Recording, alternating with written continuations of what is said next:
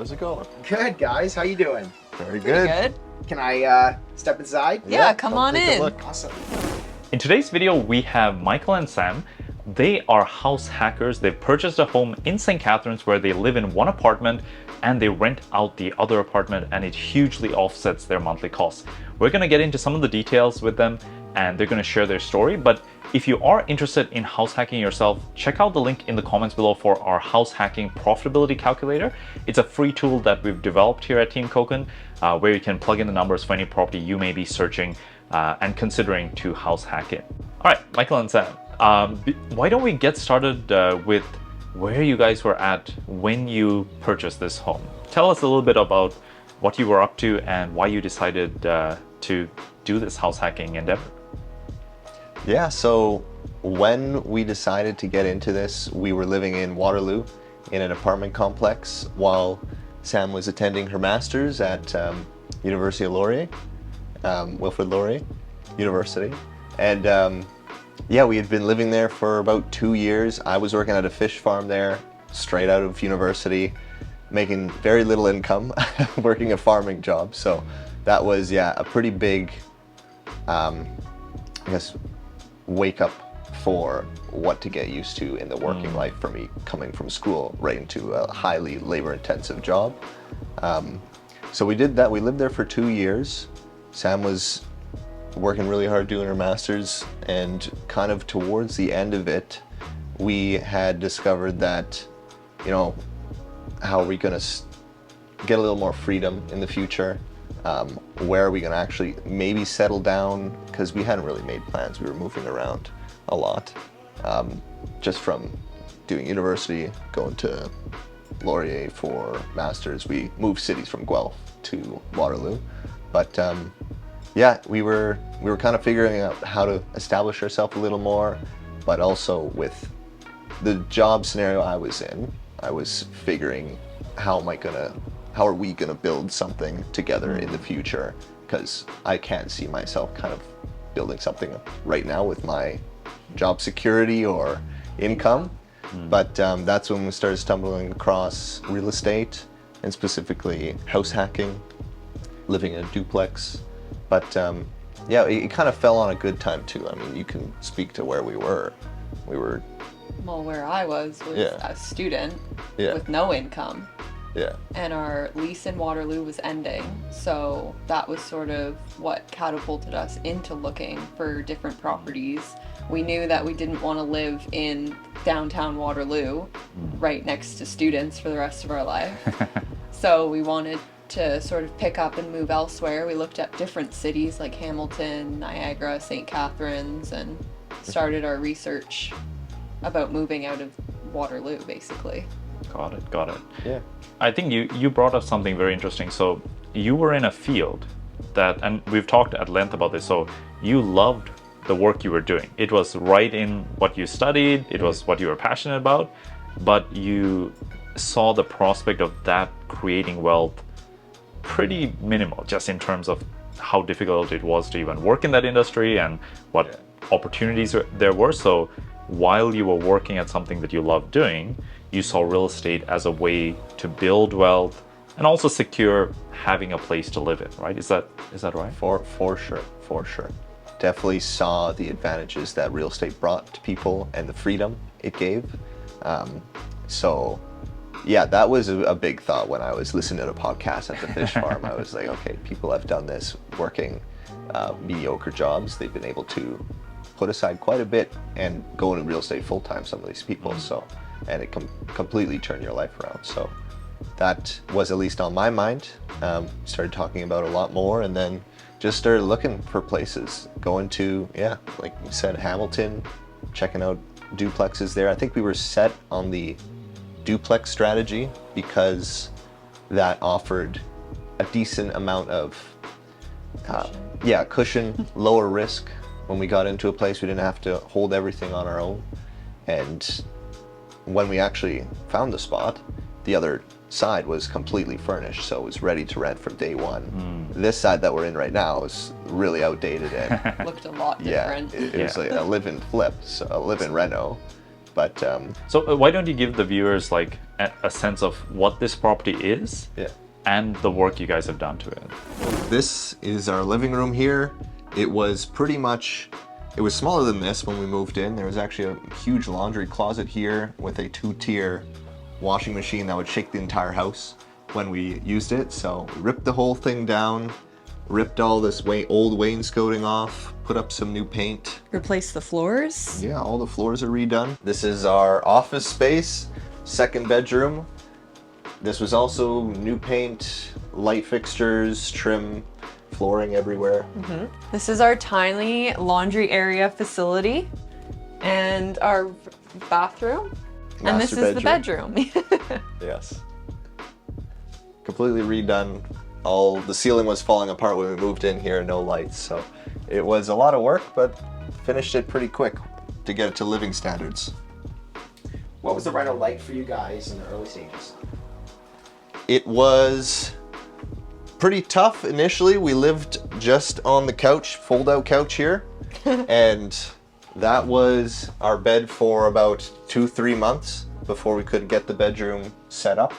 And yeah, just a lot of mudding and drywall. That was probably pretty brutal, all of our stuff getting coated. But the kitchen here was also very outdated. When we did the reno, we just kept a stove in the middle of insulation and wood everywhere. No floors, no walls. Everything was actually flipped. This beautiful window used to be covered by shelving, which I thought was very strange. So when we redesigned everything, we flipped it to the way we wanted it. Brand new appliances, brand new kitchen counter. Everything is like new and fresh and nice. Yeah. So I mean, it's a duplex, city of St. Catharines. Duplex meaning there's 2 separate apartments, right? Yeah. Yeah. Side split. The one side is a 3-bedroom. This is a 2-bedroom. It's pretty small. It's about 500 square feet. But this side was very. It was rented out to, I think, the homeowner's parents. Like a family member, yeah, right? an elderly man. So it was very outdated. A lot of things were kind of falling apart when we found out about it. But from the research we had done, figured out that that's kind of almost the best scenario to get in, add a lot of value that way. Plus, we were building it from the ground up, so we could tailor it to what we wanted. And I think we've done a decent job at that. Yeah, you guys have done a really nice job. Yeah, exactly. And the benefit, even though it's a small apartment, you guys were coming from almost a smaller apartment. was So 100 it was square feet still an smaller. upgrade, right? Yeah, definitely. The Yeah. parking situation in any sort of condo in the city is miserable. So we wanted land and our own space and our own parking, and we really upgraded coming to this spot. Yeah. Yeah, definitely the parking was a big asset. Moving from Waterloo, where there's no parking at all, and then coming here where we have 4 parking spots plus unlimited city parking. It was amazing. It was amazing. But yeah, like she said, having our own land, we love to garden here, a crazy amount of gardening. So yeah, just having a little city plot of land was very beneficial for us. Coming from balcony growing and being able to have an actual garden that she's really gone all out and planned out. Like, you Currently look outside, expanding. yeah, it's massive. But yeah, that has been a lot of just freedom to be able to do whatever we want, put whatever we want in certain renovations, small things that I guess you wouldn't ever think to put in until you start living there, and you're like, okay, this area is a little bit more inaccessible. How can we make that more functional? So yeah, that's what we have done over the past 3 years while we've been living here, and slowly built it to something that we're really comfortable living in compared to what it was.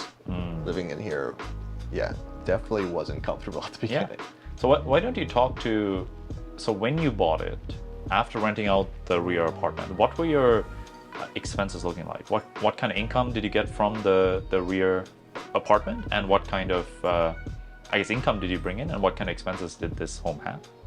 At the time and our situation, it's obviously pretty different now. Okay. But when we initially rented that out, well, we first lived in there for about 2 weeks while we just did the necessary renovations to get that fully up. There was just some HVAC things we had to tidy up, but I think we were getting $1,650. Okay. And total expenses from what we've summarized in the past few years been about 2,200 Okay. for the whole house. That's covering, I'm pretty sure that's covering our electricity and Wi-Fi as well. Perfect. But yeah, so it wasn't a lot of pressure to cover that. We were scared to rent.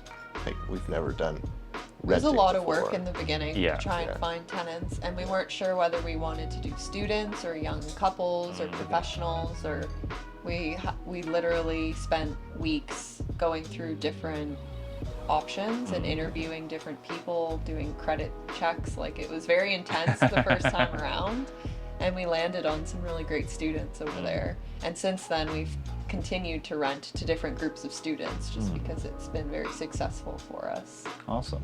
And with students, there's a bit more turnover, but every time you're able to readjust the rent, right? So since the start, what is it renting now? Yeah, it's renting 1900. Wow. pretty good now. Pretty good. So you're getting closer and closer to it almost covering all of the expenses, right? Yeah, yeah. I mean, we put a lot of maintenance into it as well. True. Something True. you didn't know how to factor that in. Sure. So we've spent a lot, kind of above and beyond what I think the normal landlord would spend as we were going through the learning curves. But yeah, definitely pretty close. It's it adds a lot of comfort, adds a lot of cushion, like you said. Yeah. Yeah, and it definitely has helped out in the past where my working scenario has landed on a little bit of a tougher time. Working 2 jobs and having both of those startups go bankrupt on me had definitely caused a lot of stress. But having this plus Sam here providing a lot of support, the house is one thing, but Samantha's a lot to help me in those rough Maintain a times. full-time job, yes. Yeah. But and the mental clarity.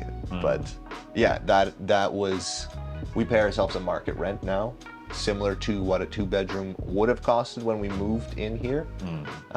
We don't need to obviously spend that much, but it kind of helps us build a cushion in our housing bank account. Perfect. So we have the option to spend less. It ends up being about $1,200 that we put in ourselves. We're basically paying ourselves every month just to have that extra cushion. So if the AC breaks, which it did about 4 weeks ago. Oh, really? Yeah, Wow. we had that extra buffer in the account already, so Perfect. we weren't concerned about it at all. Yeah. Awesome. Now, Michael, since the 2 companies you worked at went bankrupt, you've since started your own company. Talk us through, how that went and what role did this home have in that? I think it played a massive role in that. Massive. I mean, being in university and going to university, we both went for marine biology, heavily invested in biology. We both loved growing plants. Just becoming really interested in home farming, urban farming. That had always been a concept in the back of my mind. And when we found a space here, I remember speaking with you about finding a garage, specifically getting a garage. And that wasn't necessarily for a farm. It was for a shop. I like to do a lot of renovations. Just a space where we could store extra stuff. Yeah. But later down the line, that idea popped up again of urban farming, and working in that industry. I was working in the vertical farming industry, and that's hyper local, very urban.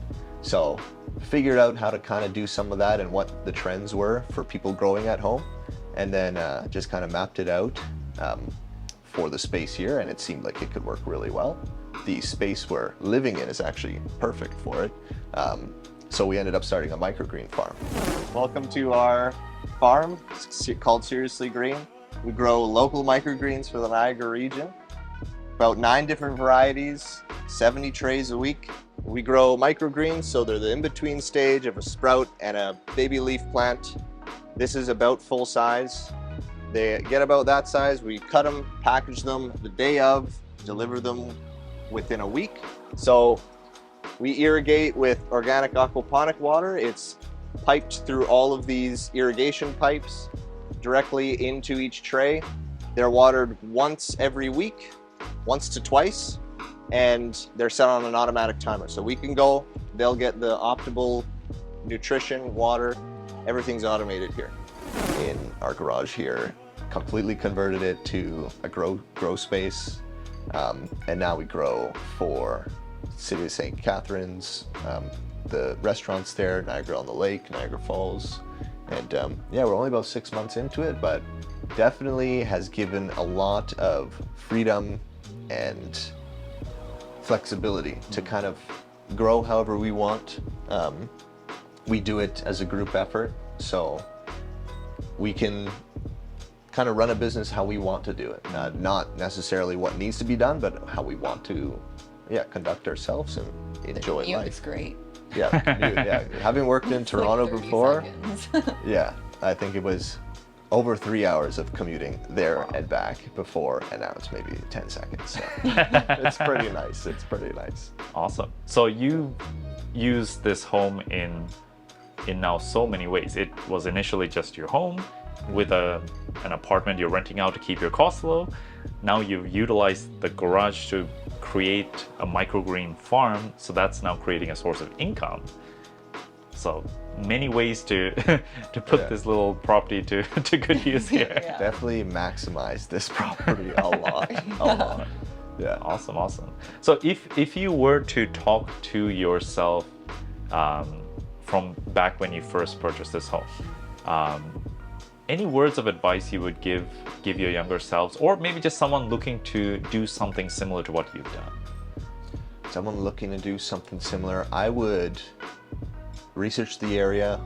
I mean, I did a lot of research and kind of ran into a bit of analysis paralysis. I think at the time we were looking over tons of places together, but ultimately just going with the realtor, going to the cities and checking out the areas, talking with you about local rents and running the numbers. Running the numbers ourselves added a lot of comfort. So being able to show on paper, okay, it is not going to cost very much. The ongoing costs will be a little, they'll provide a cushion for us. Yeah. So that on paper, obviously a bit different in person, but it added a lot of comfort. And renovating it like we did, that was a lot of research Not as well. easy. No, that was, Living through a renovation is not easy. Yeah. It was something that we wanted to take on as a way to make what little we had turn into something more. And again, like we said, creating something that is functional to live in. Yeah. But renovating, that was tough. You actually helped us quite a bit with that, providing local expertise on. I think I gave you the area. best context, right? You guys saw our fourplex that had like a flood damage, and you're like, our renovation's not that bad. Yeah. This is how bad it can get. Yeah. That was a year into it, we saw that. Yeah, it could definitely get worse. And like, I'd probably tell myself not to stress about it so much. Like, when contractors are delayed or when we're doing the work ourselves, like Michael did a lot of the renovations for the kitchen himself with his dad. And I think, there was delays with that just because he was also balancing working a full-time job still, and that took a long time. Yeah. And I feel like it was just adding stress every day that it was delayed or whatever may have happened. And even when we hired people professionally to do it, like for the bathroom, still delayed. It's still never like finishes on time. no, like all your timelines, throw them out the window. Yeah. Like personal life, work, construction, out. Like they don't exist. Yeah, I mean, doing the renovations yourself saves a lot, and you build the expertise to know what contractors are doing. But I think doing that once is enough. Or if we're to do another spot, a little bit here and there where we know more than Maybe stick to like something else. painting, Yeah, flooring. something Like that's keep it Just no simple. drywall. mudding. Oh my god, Mudding and drywall. No more mudding. Was a lot. that was multiple days per room of mudding. Even the fence, like you and your dad did a fantastic job. It's brand new, handcrafted by the two of you. Yeah. So that saved a lot. If you can do it yourself, definitely do it. But I if it's think so. if it's overwhelming and you're going to stress yourself out more than it's worth, just hire someone. Yeah, Yeah, 100%. definitely quote it out. This is our beautifully renovated brand new fence. We just did it a couple weeks ago. at the perfect time. So with summer around the corner, we wanted more privacy. Our old fence was about 3.5 feet tall, maybe. With an So inch gap in everything. yeah, you could See right basically through it. see right through it, right over it. And we wanted that privacy, especially for our tenants that have a walkout to the backyard and a patio. So we extended it. It's about 6.5 feet now. Yeah, we got someone to professionally set the post, and we put all the other stuff up. It's pretty easy if you know how to work a drill, screws. It's pretty all right. It's just a lot of time, but would definitely recommend trying it once. Yeah. Hiring people is a lot less work. When we redid our bathroom here, I would recommend to do the bathroom before you move in. In a one bathroom house, it is very hard to get by with No bathroom. 2 weeks of no bathroom. Yeah. 2-bedroom, no bathroom. Yeah. Oh, man. Yeah. But she was gone in the field for work. She's an aquatic biologist, so she was gone far up north Ontario, and yeah, it was just me here. There's no way I could have done it by myself. So Oh, wow. it was great that they can come in, and I was just living amongst a construction site. It was okay. Just not having that bathroom was tough. So I'm glad it was just me. But Oh, man. I'm next glad time I was would do away, that. Awesome. So what's next for you guys? I know right now the business is a huge focus. Things are going well. They're growing, I guess. Growing. Yeah, Literally. they are. Literally, it's growing. Yeah. Where do you see sort of yourself going in the future with real estate and with maybe your business now? Yeah, I mean, we definitely like being landlords. I think we're good at it. Yeah, she's amazing. It's most of the tenant communications, all the screenings. It's getting the hang of it over these last 3 years has definitely taken a lot of the stress out of it. There's a lot of demand for rentals, so if you have a decent house, people are going to come. But living also on one side and having your tenants on the other side, it really helps out, I think, the landlord-tenant relationship. If you have a bad one, it's probably not the best, but I wouldn't, like, you do your screening. It's also get on the right self-selection, foot. right? A Yeah. tenant who knows they're going to be troubled. Exactly. They don't want to live next to the landlord. They want to find a Yeah. tenant-only property, right? Yeah. So, Exactly. And if we lived a city away, I don't know, I feel like a tenant could get a little more fussy about, I don't know, keeping grudges about little things where they can just tell me if I'm in. There's a certain downside to that, but we communicate very well with them. They can tell us if there's any issues and go in the next day and check it out. Which gives them peace of mind too. Like, we're literally right next door, which obviously has its pros and cons, but if they, like, the tenants we have currently have never lived on their own. So, you know, they have that comfort knowing they could call us, not with every little thing, but if something broke, like a pipe or their washer actually broke last year, or their dryer, and we were over there the next day, like, looking at it, trying to get it fixed for them. So there is that, like, peace of mind on both ends. That Yeah. So overall, I think we do like it a lot. We could see ourselves doing similar scenario again. what would you change if you had to change anything about how everything went down? What would you do differently? I mean, I would like to hire more contractors. In the renovation process. Okay, do gotcha. that more. Move into a ready place. I 100% agree with that. Yeah. yeah, definitely a turnkey property would be number one. And I feel Or like, even if it's a renovation, it's like if you can Yeah. finish it, Yes. and then and move then in. move in. Yeah, no, 100%. exactly. 100%. Like, living through small things, not that bad, but the big ticket kitchen, bathroom, those were, like, pretty rough. yeah. I would prefer to move into something, and then I have specific taste. I could design it, paint it, like those small cosmetic things Yeah. once we're in there. Yeah. I think so. And for the business, I mean, you can get away with a lot with this. You can do a lot with a small square footage for the type of farm we operate. We could do another one of these type scenarios where there's an attached garage or detached garage that's a little bit bigger, so that we can also grow on our real estate aspect, but the business can also slightly grow. Yeah. Yeah. And then, I mean, I think we'll have to do that before we get a forever home with a piece of land. I mean, there's kind of no other way to do it, it seems. Sure. You need... But it's step by step, yeah, right? you need to take your steps before you get to that final destination.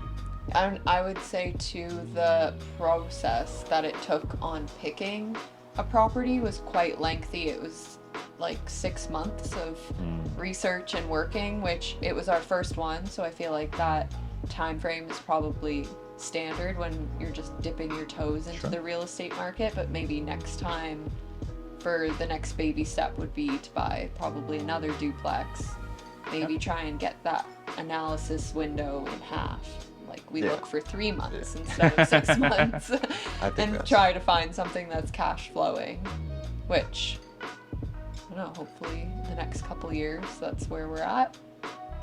Yeah, I mean, it's tough now, but with the business too, running out of it, I mean, it's a kind of no-brainer. Almost a lot of properties can make sense running a business out of the property. Yeah. That's a revenue stream that I've never seen before. Because when you look at a garage, you think you can get $100, $200 in rent. For rental, yeah. You've made that into a self-contained business. It's work, but it's a business that can, I mean, if you don't mind sharing, like how has some of the numbers been for that business? Better than the rental. Yeah, certainly better than the rental. Better. But it is also your full-time job at this point, right? My full-time job. We can grow maybe double the size, triple the size right now, and we do about. It's strange because we're still only 5 months, 6 months in. Yeah. We're establishing sales and clients, but I don't know. We have about 5,000 to 6,000 in sales per month. Oh, wow. Just starting, and there's obviously a certain margin to it, but Sure. doing a lot of the labor yourself. Yeah, you keep your costs low. Yeah. You're not paying any rent for the for the business. Marketing, free marketing. Yeah. Yes. Keep the overheads low. Really, Awesome. really good marketer here. You guys have an Instagram page, I believe. Oh yeah. If you want to At follow it. Seriously Green Farm. Yeah. Want to follow it. Awesome. Yeah, I think we covered a lot. This is, I think, a very cool case study because you bought this place because you wanted to upgrade the home you were living in. This was a step up in many ways, but at the same time, you took a different path than sort of the typical starter home or condo where it's, you just buy it and you pay all the expenses. Through this setup, you've really been able to give yourself some financial cushion, right? As uncertainties come up. I'm sure for people watching, COVID, now interest rates rising, there's a lot of things that can pop out that create financial uncertainty. Like right now, the interest rate's rising. Does that worry you guys at all? Not in particular. Not I mean, personally. Maybe overall, you may consider it, but your personal finances, you're like, yeah, we don't even pay the interest on this place. The tenant is, right? Yeah. I think it only concerns us when we might start to look into getting another property. We have I have looked into it. Sure. And that is not really feasible for us right now, just because the interest rates are slowly ticking upwards. Yeah, and it is getting harder to qualify with those. Yeah. With those starting a business and having very low income to start with for the first that also 2 makes years. qualifying very difficult. It's going to be a tough game for a little bit. Sure. But this property provides a lot of cushion. Peace of mind. Yeah. Awesome. Definitely feel more comfortable here than even in a rental because we don't have an end lease. Yeah. We can do.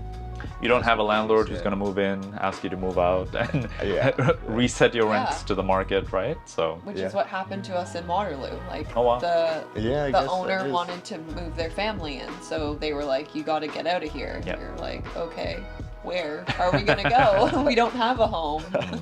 Yeah. Got it. Yeah. All right. Hope you guys enjoyed this video. If you have any questions, feel free to comment below. And if you're interested, like Michael mentioned, to run the numbers for a house hacking property you may be considering buying, check out our house hacking profitability guide. It's a free tool, and the link is in the comments. Until next time, all the best.